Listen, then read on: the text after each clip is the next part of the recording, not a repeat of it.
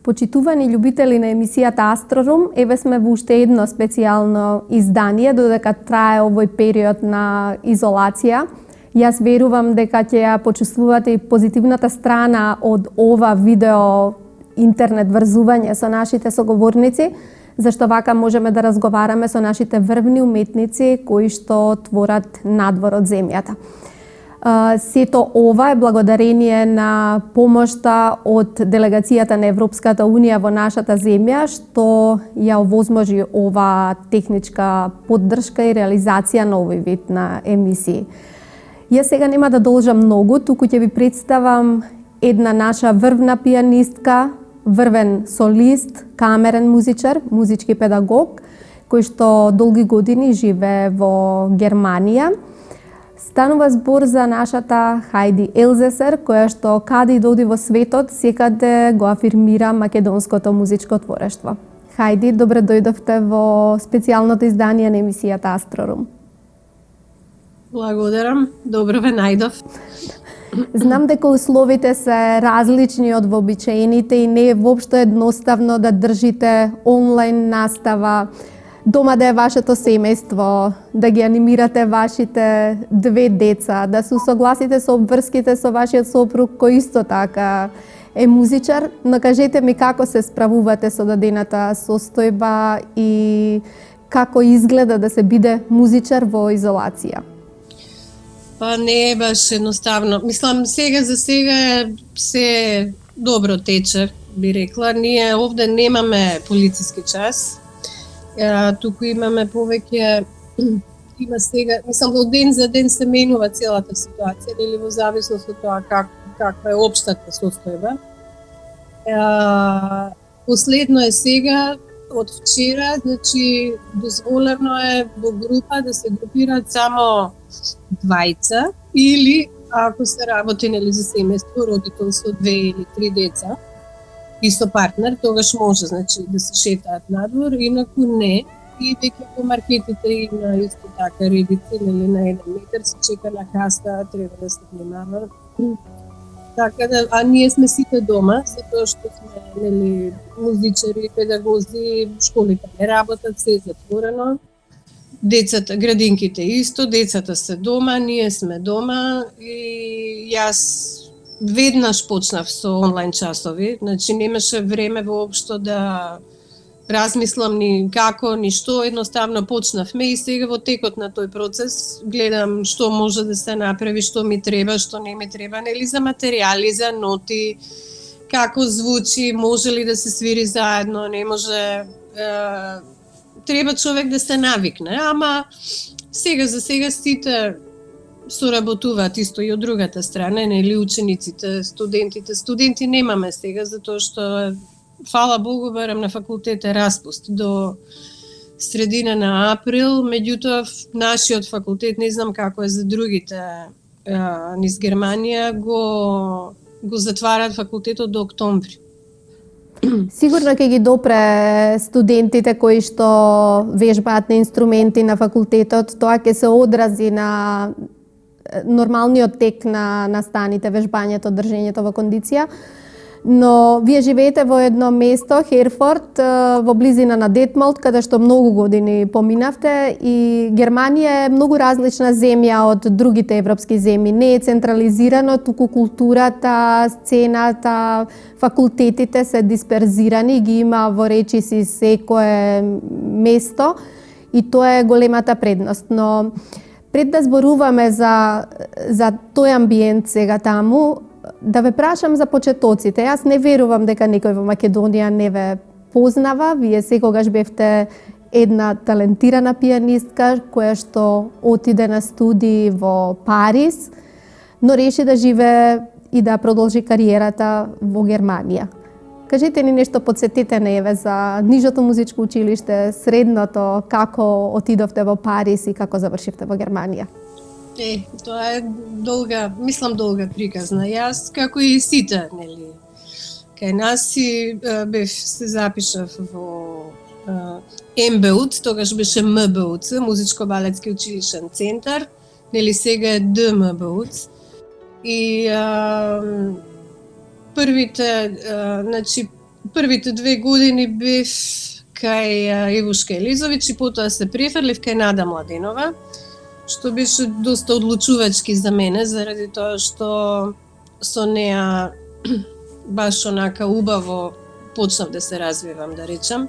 Беше многу строга, многу строга, многу бараше од мене да вежбам техника и да вежбам скали и етиди.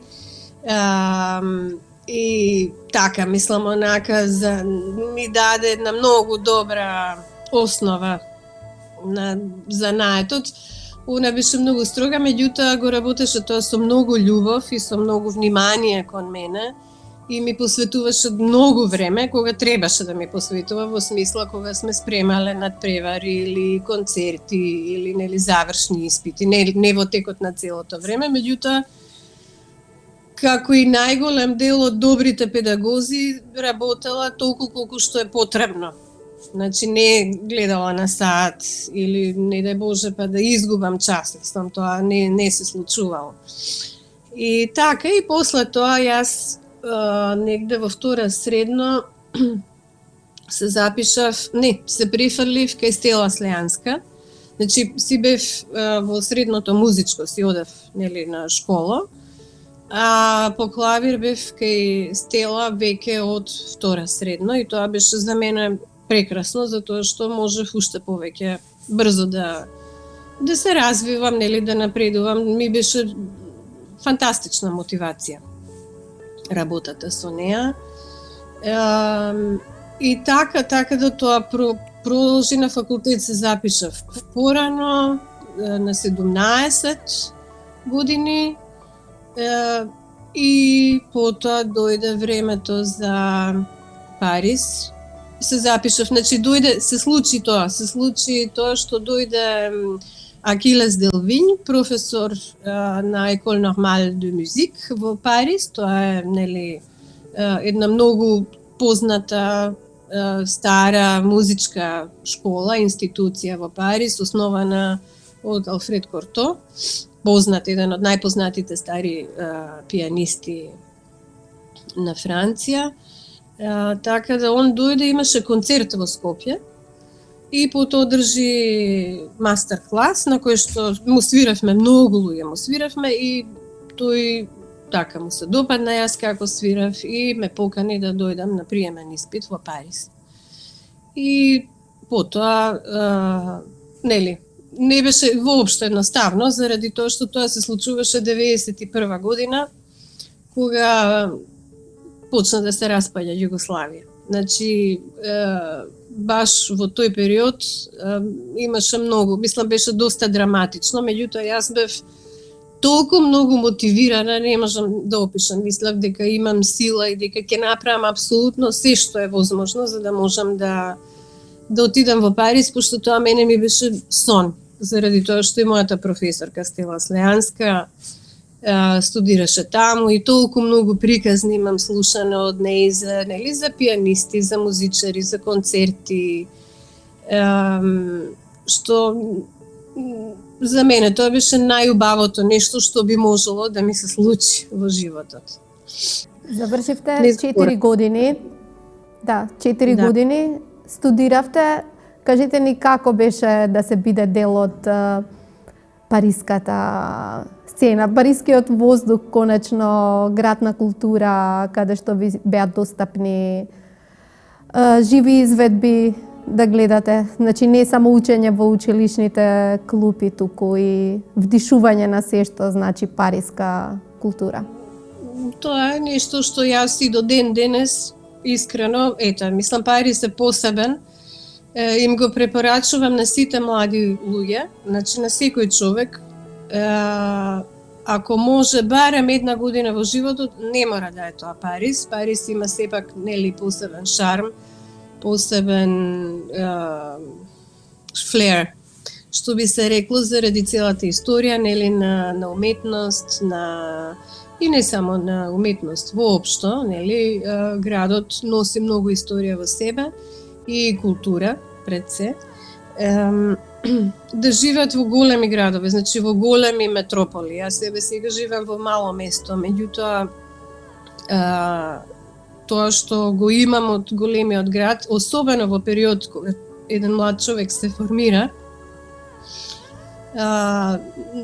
многу носи за развојот на личноста. Нормално, важно е кој каква нели подлога си има во себе.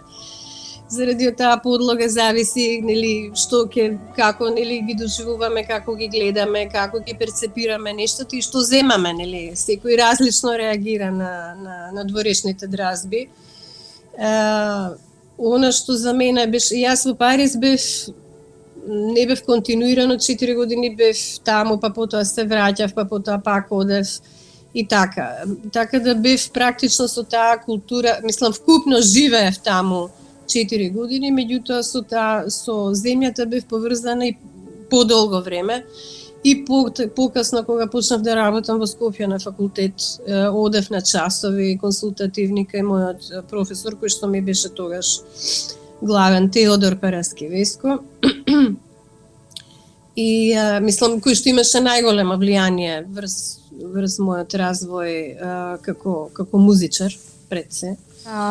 Предпоставувам дека францускиот репертоар ви стана многу близо кон она што ве карактеризира и ден денес кога му приоѓате дури на македонското музичко творештво, таа мисловност, бидејќи е познато дека вашите настапи не се само голи интерпретации на партитурите, туку вие им приоѓате од сите можни аспекти, епохата во кој што се создавани, стилот на композиторот и целата таа естетика ја наметнувате при изведбата.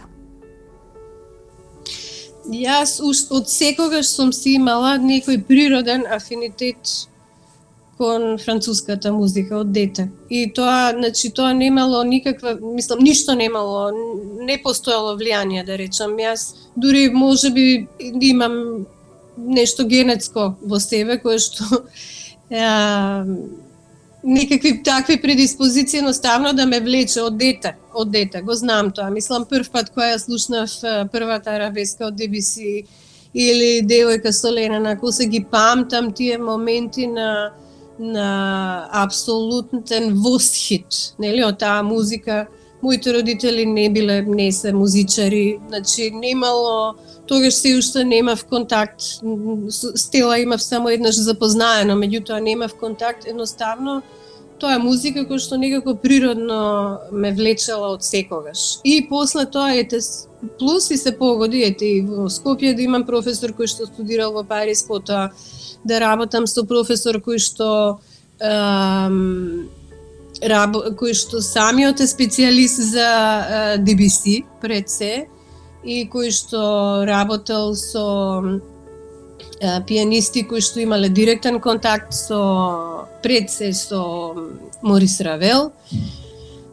И мојот последен професор исто тука е голем специјалист и за DBC и за Равел, правеше големи маратонски концерти само со делата на Равел.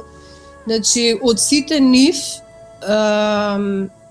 нормално, јас тоа го имам абсорбирано и тој период сигурно дека има врска, мислам, самата таа школа, нели, школата која што пред се почнува со Стела Слејанска, значи тој период кој што го кажувате така и поаналитичен, меѓутоа јас и по природа сум човек кој што реагира на бои, на значи на визуелни дразби. И сето тоа кај мене некако е од секогаш било многу, како да кажам, испреплетено. Значи визуелното со звуковното.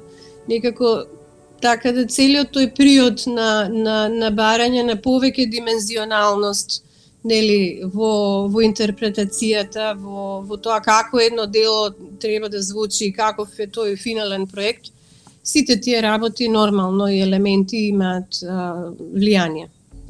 Рековте немате никаква врска со Франција, органска потекло, но затоа имате со Германија. Практично вашиот дедо е германец, кој што се запознал со македонка и така Хајди Елзесер се раѓа во Македонија, но еве после толку години се враќа во Германија. Можете ли накуса за оние кои што не ве познаваат да раскажете таа приказна, иако вие онаа другата по мајчинска линија раскажавте во книга. Имате зад себе едно книжевно дело, Белиот Јоргован, и таа не е помалку интересна и од оваа приказна. Вака се, па сега тоа е интересното, што Елзесер, нели, тоа е всушност Елзеса на германски, и значи тоа доаѓа од област Алзас, или Елзас на германски, на француски Алзас, која што во денешно време е во Франција, нели, кај што е Страсбур, на пример. Така да, јас точно мислам за далечните предци, се уште не знам, јас правев некои истражувања, барав се, поврзував со архиви тука во Германија и така натаму. Мојот дедо, кој што го спомнувате, тој е роден во Војводина, значи во Вршац, односно во близина на Вршац, и неговите предци, значи негде во средина на 19 век, исто се од таму, меѓутоа тие биле германци и се дојдени, можеби се дојдени од Алзас. Значи, можеби навистина има нешто француско исто така, некакво далечно потекло, бидејќи Алзас е, нели, земја која што припаѓала на германците, значи, а сега е дел од Франција. Мислам, интересно е, како да речеме, нели, Егејска Македонија, која што беше македонска, а сега е грчка, или Шлезија, која што беше германска, а сега е полска. Мислам, има многу такви области за кои што повеќе или помалку се знае или не се зборува. И алзашаните исто така имаат се мешана култура всушност. Они сега можеби се имаат повеќе за французи затоа што се, меѓутоа фактот дека јазикот им содржи многу германски зборови. Така да, ете, тоа некое отскликување на таа француско-германска култура го осеќам во себе. Мислам, и не само преку музиката, воопшто, нели, таа љубов кон тие две култури, иако сум родена во Скопје. Многу интересно. Кажете ми сега за германскиот амбиент и зошто се решивте да живеете и да творите во Германија. Вие таму не само што се занимавате со педагогија, туку сте активни во доменот на сериозната музика, камерното музицирање. Имавме можност на деновите на македонска музика да ве видиме повеќе пати, но јас секогаш ќе го паметам оној настап со вашиот артворк ансамбл. Како е во денешно време да се биде надвор од матицата, таа да не се заборави, како возите на неколку колосеци цело време, особено што споменав дека сте мајка, сопруга, времето е тоа, капацитетите се тие, а вие успешно концертирате и предавате. Да, не е едноставно. Факт дека не е едноставно. Мене интернетот многу ми помага, заради тоа што мислам дека да не беше Facebook, јас најверојатно немаше веќе да Не, можеби не, мислам многу сум и благодарна на Јана Андреевска, која што како уметнички директор на Денови на македонска музика ме покани неколку пати и дојдовме во различни состави. Еднаш бевме со мојот ансамбл, Artwork ансамбл за две пијана и ударни, тогаш за жал Ненад Лечич, мојот пијано партнер, не можеше, се разболен, моравме во последен момент да ја смениме програмата, значи не дојдовме како квартет, туку како трио. Тоа беше 2008, потоа 2014 гостував како солист со првиот концерт на Панде Шахов на отварањето на деновите и 2018 дојдовме како клавирско дуо со Ненад. И имавме 3 настапи во рамките на фестивалот, меѓутоа во 3 различни гради, во Скопје и во Гевгелија и во Струмица. Мислам, исто така имаше еднаш покана од страна на Златна Лира, значи од СМУМ, исто со Ненад да дојдеме како дуо, не само со современа програма, туку нели со стандарден репертоар, меѓутоа тогаш јас останав бремена со моето второ дете и морав да го откажам тој настап, за жал. И така, мислам дека интернетот многу помага да се поврзуваме, да се реповрзуваме, да кажам, нели, преку Facebook пред се. Јас сум многу среќна заради тоа што на тој начин се обновија многу врски, значи се одржуваат врските и се обновија многу врски со нели стари познаници, стари пријатели и нови познанства, исто така нови запознавања. Така да мене тоа ми е многу важно, затоа што јас ја сакам Македонија, важна ми е Македонија, како што ми била важна Југославија, заради тоа што ние кои што живееме надвор, нели, друго е веројатно за моите деца, меѓутоа јас секогаш ќе бидам некој кој што доаѓа од некое друго место. Иако никогаш не сум имала проблеми, нели, од тип на расизам и така натаму, а луѓе и тој такви проблеми имаат и се повеќе имаат, за жал. Не само во Германија, сега мислам, нели, јас тука живеам и слушаме такви приказни. Ама едноставно факт е дека кога си, нели, од друга земја, си од друга земја, кога си странец, остануваш странец. И затоа јас дома имам многу пријатели, имам многу колеги и важни ми се тие врски, така да важно ми е да ги негувам. Важно ми е да бидам таму, важна ми е климата, важна ми е природата, пејзажите македонски, сегде ми е убаво, јас сегде уживам, сегде имам пријатели. Ама значи таа поврзаност ми е апсолутно ми е важна со родната земја. Музиката ве има однесено во различни краеви на светот, сте ги почувствувале сцените и можеби овој период на изолација е многу добар за ферментирање на нештата и на доаѓање до некакви животни вистини. Дали ви се потврди дека или ви се потврдува во овој период дека музиката е навистина универзален јазик и дека не постојат граници ниту за проблемите, ниту за убавите нешта и можеби ова ќе не натера да размислуваме на нови форми на обединување, размислување, концертирање. Дали е нужно веќе да размислуваме на вакви алтернативни начини, каков што е впрочем и овој наш разговор? Да, оно што сакам да го кажам е дека ете во вакви моменти кога се запира, нели? И прво не е едноставно, затоа што ние сме сите во таа трка и во тоа тркало, нели, кој што се врти, не врти цело време и нема запирање и сега наеднаш на сите ни е малце чудно, нели, како се така. Додуше, сепак не е одмор, затоа што на одмор човек може да излезе надвор, да се прошета, ќе отиде, нели, не знам, еве, ако си дома може да отидеш на базен или во библиотека или во кино или а сега, нели, сите мораме да внимаваме, значи не сме баш слободни. Меѓутоа останува многу простор за други работи, ете, за размислување, за нешто и тие што не го прават тоа, како што еве јас не сум правила, ама да размислам на пример како би можела мојата активност повеќе да ја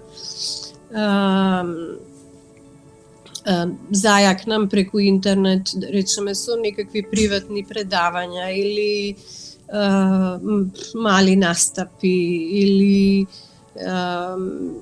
не знам, мислам покрај нели таа настава редовна што се држи. А другото е исто така, нели, што, мислам, човек се навраќа во својот нормален живот и на оние елементарни вредности, дека сепак прво здравјето е најважно, нема ништо поважно од тоа, и дека семејството да имаме повеќе време едни за други, да се почувствуваме, да се осетиме, да бидеме заедно, да разговараме, ама да биде сето тоа опуштено, да биде по блиско, нели, подлабоко, да размислуваме зошто дошло, мислам, можеме ние, нели, теории на заговори така натаму, меѓутоа докаде стигна човештвото, според мене, многу, мислам, прилично забегавме, сите го знаеме тоа, и ова е еден добар момент работите некако да видиме што понатаму, нели, ќе биде со сите нас. Заради тоа што живееме дефинитивно во време на прелом, значи историски момент. Јас мислам дека ова дефинитивно историски момент, од кој што можеби ќе се развие некаква во неубав правец. Неубавиот правец би бил, да речеме, некаков тип на тоталитаризам, каде што ете сега сите овие случувања ќе бидат одгоре како некаква причина за контрола, нели, на поизразена контрола на населението, или од друга страна јас се надевам дека ќе се сетат и ќе сватат дека всушност не можеме веќе да продолжиме така да ја користиме и узурпираме природата, и да ја загадуваме, да има цели мориња со отпадоци насекаде, да се продаваат оружја, да се убиваат луѓе, да се, нели, со сите тие преселби на луѓето кои што доаѓаат од тие воени подрачја. И повеќе да се свртиме едни кон други, заради кон вистинските човечки вредности, дека не е се само во, нели, материјалното грабање и собирање и, нели, гомилање на материјални богатства, туку дека она што е важно е комуникацијата и љубовта меѓу луѓето. Навистина го мислам тоа, иако може би звучи така како некој клише, ама мислам дека е стварно крајно време да се вратиме кон некои основни вредности. И ова е една убава можност за тоа. Ќе видиме, многу е неизвестно. Многу е неизвестно. Она што е известно дека познавајќи ја вашата енергија, несоперлив дух, дека вие и ова време ќе го искористите на најумен можен начин, дека ќе излезе уште некоја книга од вас, дека ќе подготвите некои нови дела, кога ќе им дојде времето ќе ги слушнеме и на сцената. И јас во оваа прилика сакам да ви посакам да останете со добро здравје, со ентузијазам, со енергија, и дека многу скоро ќе се видиме во живо и ќе го почувствувате и амбиентот на книжарницата литература МК, не само вака виртуелно, туку и на самото место, тет-а-тет. И во оваа прилика ќе се заблагодарам и јас на овие модерни технологии и што сепак делегацијата на Европската Унија еве ни помага да приближно добро или исто толку добро да го продолжиме овој циклус во овие минимум 2 месеци кои што ни се најавени како вонредни. Хајди, јас ви посакувам се најдобро, голем поздрав до вашиот сопруг, вашите деца што се трпеливи додека разговараме и да се видиме во некои поубави мирнодопски услови. Да, до тогаш ќе комуницираме на ваков начин. И убаво е што имаме оваа можност и се надевам дека ќе се развиваат работите во најдобар можен правец за сите нас, за да можеме, нели, и виртуелно, ама и директно да продолжиме со уште поубав живот. понатаму. Сакам да верувам дека следното видување ќе биде, да речеме, во август, покрај Света Софија, каде што редовно се среќаваме, во Охрид, кој што многу го сакате, и на некој од концертите на Охридското лето. Да, се надевам и јас дека ќе се видиме во скоро време, можеби ете уште следново лето. А до тогаш, еве, би ве поздравила за крај со една мала нумера, се вика Вечер од Роберт Шуман. Тоа е првата пиеса од неговиот циклус фантастични пиеси, опус 12. Голем поздрав.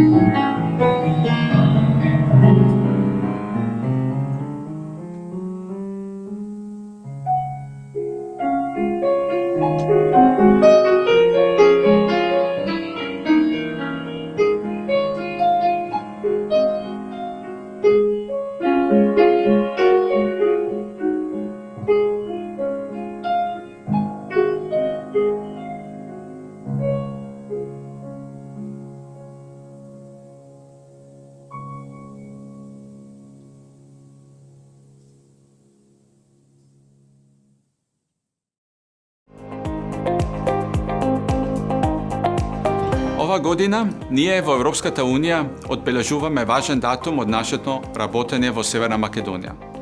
20 години од како дипломатските односи со вашата земја се подигна на повисоко ниво и канцеларијата на комисијата во Скопје прерасна во делегација.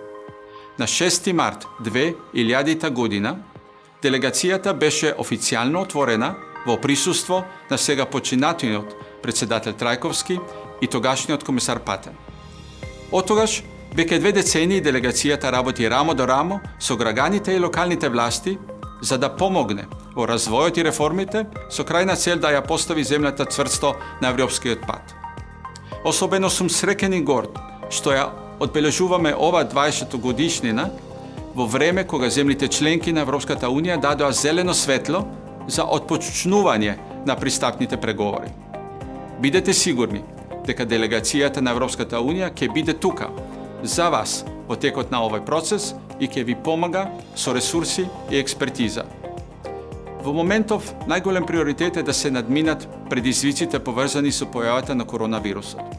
Европската Унија обезбедува солидарна подршка на вашата земја преку помош за здравствениот систем, како и за облажување на негативното економско влијание на пандемијата. Клучно за сите нас е да ги следиме препораките да властите, да ги ограничиме социјалните контакти и да останеме дома. Во блиска иднина, кога сето ово ќе биде зад нас, делегацијата на Европската Унија и нејзинот посветен тим ќе бидат и понатаму на ваша страна, се до исполнување на крајната цел, а тоа е да и посакаме добродојде на Северна Македонија во семејството на Европската Унија.